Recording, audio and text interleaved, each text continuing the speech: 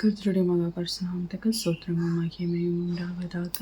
தேவன் தந்தர்லேயே இந்த புதிய நாளுக்காய் கூட ஒரு ஸ்தோத்திரமும் மகிமையும் செலுத்துவோம். தேவனுடைய கிருபையினால் நம்மளோட 7 சபைகளை குறித்தும் நம்ம தியானித்து முடித்து விட்டோம்.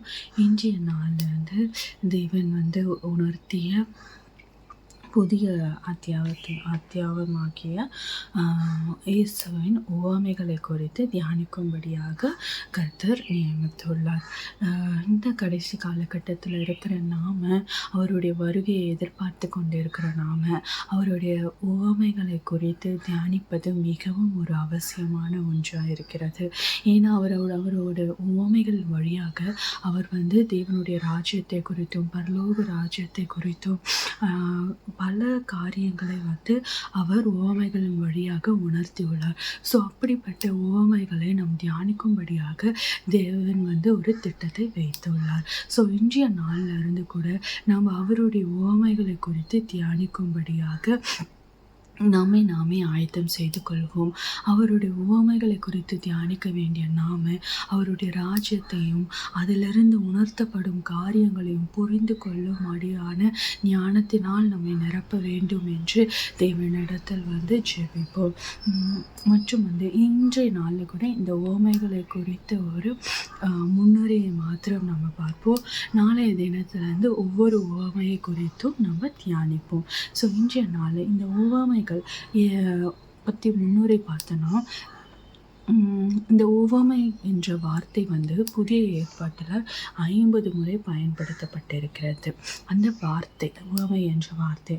ஆனால் மொத்தம் 38 உவமைகள் இருக்கின்றது. இந்த 38 உவமைகள் பார்த்தோன்னா 29 உவமைகள் ஏதேனும் ஒரு நற்செய்தி நூலில் மட்டும் குறிப்பிடப்பட்டுள்ளது. அதாவது நம்ம வேதாகமத்தில் பார்க்கும்பொழுது மத்தேயு, மார்க்கு, லூக்காவில் இந்த உவமைகள் அடங்கி இருக்கிறது. சில உவமைகள் 2 நூல்களையும் 3 நூல்களையும் திரும்ப திரும்ப எழுதப்பட்டிருக்கிறதை நம்ம பார்க்க முடியும். ஸோ அப்படியாக இந்த 38 உவமைகளில் 29 உவமைகள் ஏதேனும் ஒரு நூலில் மாத்திரம் இடம்பெற்றுள்ளது. அதாவது மத்தேயுவிலோ இல்லை மார்க்லேயோ இல்லை லூக்காவிலோ ஏதேனும் ஒரு நற்செய்தியில் மட்டும் குறிப்பிடப்பட்டுள்ளது. 3 உவமைகள் 2 நற்செய்தி நூல்களில் இருக்கும். அதாவது ஒன்று மத்தேயு மார்க்கில் இல்லை லூக்கு மார்க்கில், அந்த மாதிரி 2 நற்செய்தி நூலில் இடம்பெற்றிருக்கும். அப்படியாக 3 உவமைகள் இருக்கிறது. 6 உவமைகள் 3 நற்செய்தியிலுமே இடம்பெற்றிருக்கிறது. அதாவது ஒரு 6 உவமைகள் மாத்திரம் 3 மத்தேயு, மார்க், லூக்கு 3 நற்செய்தி நூல்லையும் குறிப்பிடப்பட்டு இருக்கிறது. ஸோ அப்படியாக மொத்தம் 38 உவமைகளை நாம் பார்க்க முடியும். ஸோ இந்த 38 உவமைகளை தான் நம்ம ஒவ்வொரு நாளும் ஒவ்வொரு உவமை என்ற விதத்தில் நாளையிலிருந்து பார்க்க போகிறோம். யோவான் நற்செய்தியில் பார்த்தோன்னா உவமைகள் அவ்வளவா குறிப்பிடப்படவில்லை. அப்படி இருந்தாலும் அது இன்டைரக்டாக மறைமுகமாக தான் குறிப்பிடப்பட்டிருக்கிறத தவிர நேரடியாக குறிப்பிடப்படவில்லை. இந்த பழைய ஏற்பாட்டிலையும் உவமைகள் குறிப்பிடப்பட்டிருக்கிறது. ஆனால் அவைகள் பழமொழியாக மாற்றப்பட்டுள்ளது. நேரடியாக உவமையாக சொல்லாமல் பழமொழிகளாக மாற்றப்பட்டுள்ளது. பழைய ஏற்பாட்டில் எபிரேய மொழியில் இந்த உவமைக்கு மஷால் என்ற பெயராம். மஷால். புதிய ஏற்பாட்டில் வேறு அரபிக்கில் இதுக்கு மத்லா என்று பெயராகும்.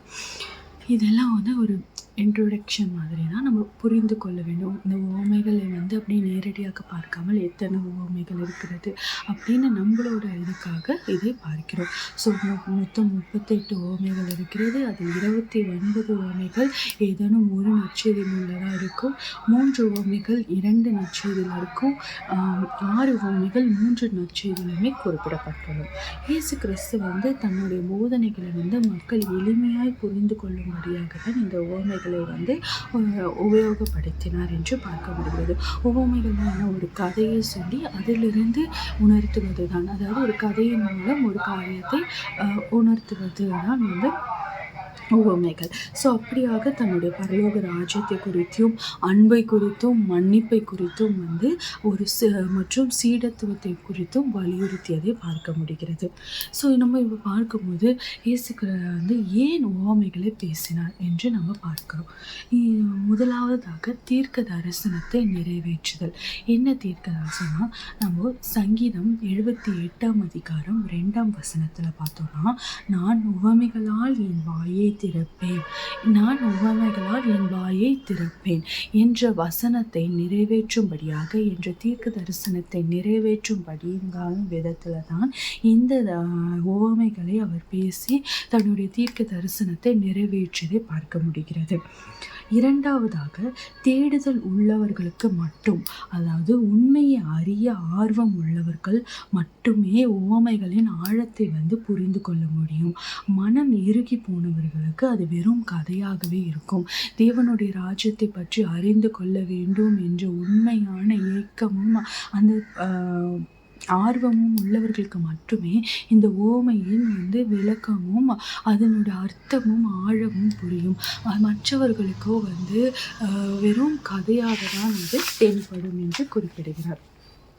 மூன்றாவதாக, நடைமுறை உதாரணங்கள். அதாவது அன்றைய காலத்திலிருந்து அன்றாட விவசாயம், மீன் பிடித்தல் போன்ற வேலைகளை, வீட்டு வேலைகளை உதாரணமாக கொண்டே வந்து இவைகளை போதித்தார். அப்போதான் அந்த பரம மக்களுக்கு வந்து அதில் எளிதில் புரிந்து கொள்ள முடியும் என்ற வகையில் அவங்களுடைய வேலைகளை, அவங்களுடைய நடைமுறை காரியங்களை வைத்தே அது வந்து விளக்கப்பட்டதை பார்க்க முடிகிறது.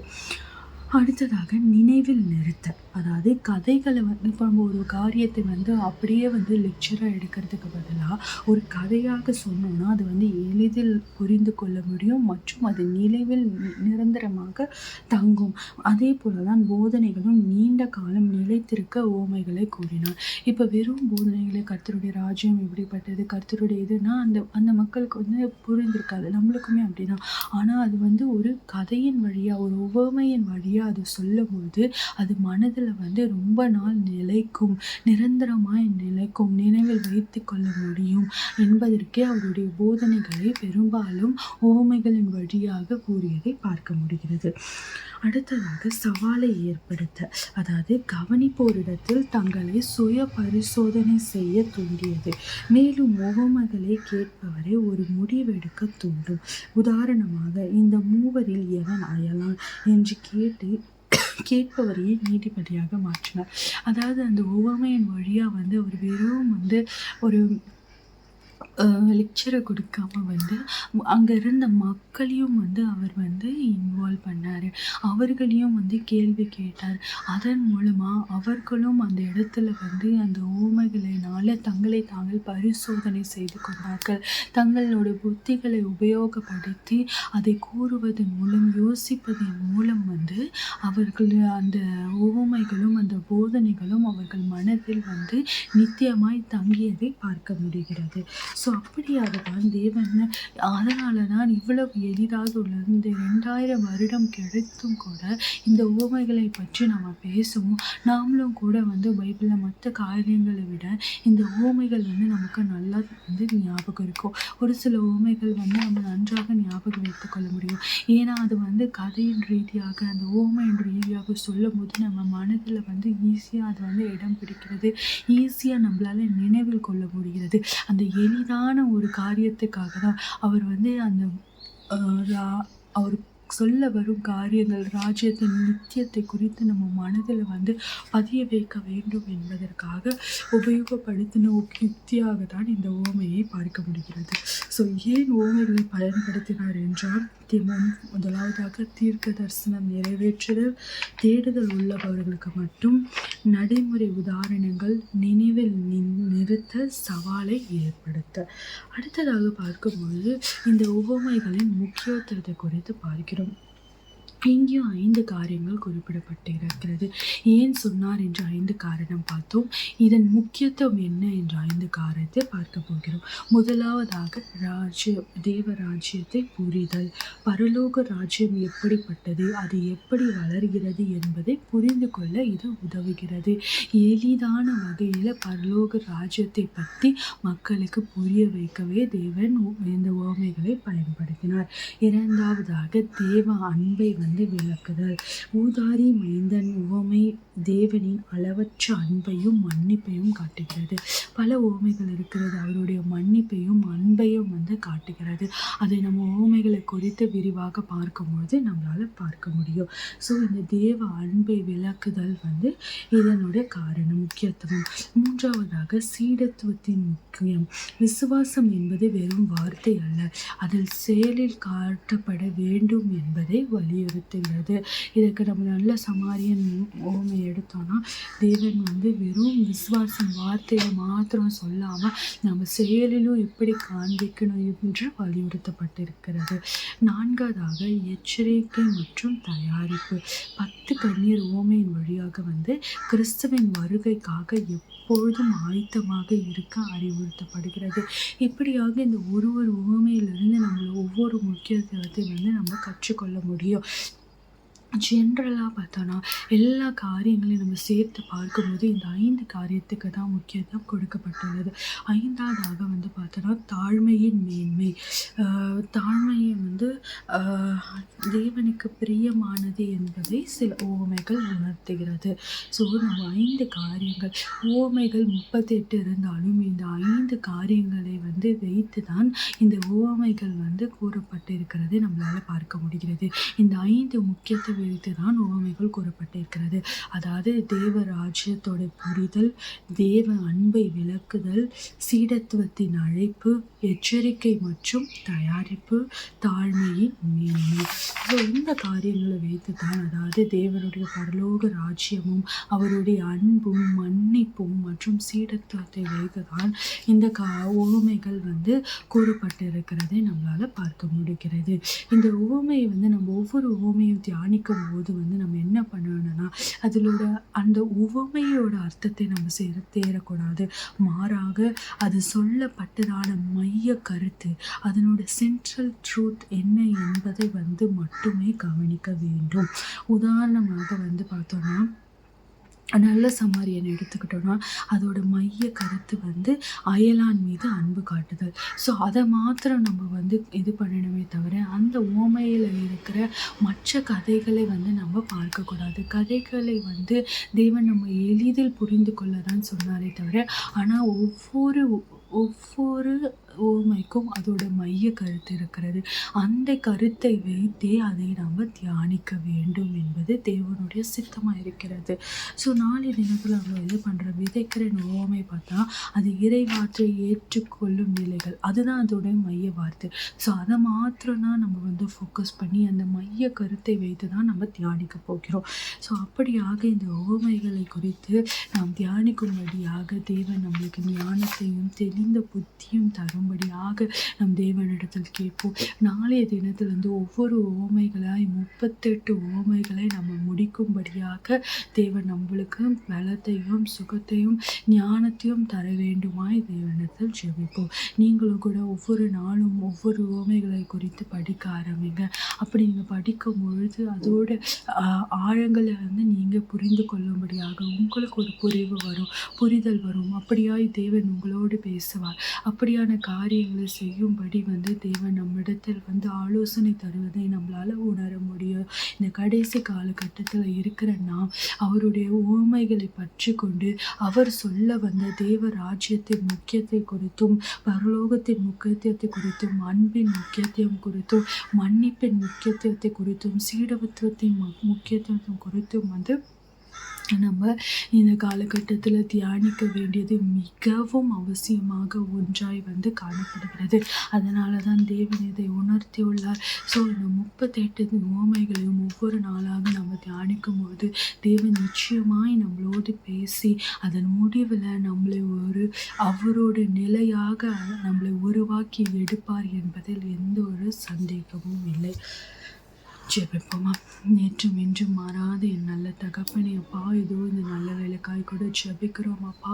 அப்பா தகப்பனே, இதோ இந்த புதிய அத்தியாயத்தை தொடங்க இருக்கிற நாங்கள் அப்பா சித்தத்தின்படி ராஜா, இதோ உம்முடைய உவமைகளை குறித்து நாங்கள் தியானிக்க தொடங்கும் பொழுது கூட அப்பா நீர் எங்களோடு வாங்க ராஜா. ஒவ்வொரு உவமைகளாய் நாங்கள் படிக்கும் பொழுது அப்பா, அதில் நீர் சொல்ல வரும் மைய கருத்தை உணர்ந்து புரிந்து கொள்ளும்படியான ஞானத்தினாலும் ஆலோசனையினாலும் நீர் எங்களை வழி நடத்துங்கப்பா. அப்பா தகப்பனே, ஒவ்வொரு உவமையின் பின்னாகவும் நீர் வைத்துள்ள மைய கருத்தை நாங்கள் புரிந்து அப்பா சித்தத்தின்படி நடக்கவும் அப்பா, உம்முடைய ராஜ்யத்தை நாங்கள் புரிந்து கொள்ளவும் அப்பா, உம்முடைய வருகைக்கு எங்களை நாங்கள் ஆயத்தப்படுத்தி கொள்ளவும் படியாக அப்பா நீர் எங்களை அப்பா இந்த 38 அப்பா உவமைகளை அப்பா தியானிக்கும் நாட்களில் குயவன் கையில் களிமண்ணை போல உங்கள் கைகளில் நாங்கள் இருக்கிறோம் அப்பா. நீர் எங்களை உருவாக்கி எங்களை பக்குவப்படுத்தி எங்களை நீரப்பா சித்தத்தின்படி உருவாக்கி எங்களை நீரப்பா ஆயத்தப்படுத்த வேண்டுமாய் கூட உங்களை கெஞ்சி மன்றாடுகிறோம். ஒவ்வொரு நாளும் ஒவ்வொரு உவமையின் வழியாக அப்பா நீர் பேச வேண்டுமாய் ஜெபிக்கிறோம். நீர் எங்களுக்கு சொல்ல வருகிற கருத்தை அப்பா நீர் எங்களுக்கு உணர்த்தும், அதை புரிந்து கொள்ளக்கூடிய ஞானத்தினால் எங்களை நிரப்பியாருங்க. ஆவியானவரை கொண்டு எங்களை ஆலோசித்து எங்களை வழி நடத்துங்கப்பா. அப்பா நீரே இதை முற்றிலுமாய் பொறுப்பெடுத்து நீர் எங்களுக்கு முன் சென்று எங்கள் காரியங்களை நீர் வாய்க்க செய்து அப்பா நீர் எங்களோடு பேசி எங்களை உருவாக்கி அருள வேண்டுமாய் ஜெபிக்கிறோம் அப்பா. இந்த 38 உவமைகளை முடிக்கிற நாளில் அப்பா நாங்கள் பக்குவப்பட்டு உம்மோட வருகைக்கு ஆயத்தப்பட்டு நீர் சொல்ல வரும் கருத்துக்களை உட்புகழ்ந்து அதன்படி நடந்து புதிதாக உருவாக்கப்பட்டிருக்க கருவை செய்யுங்க.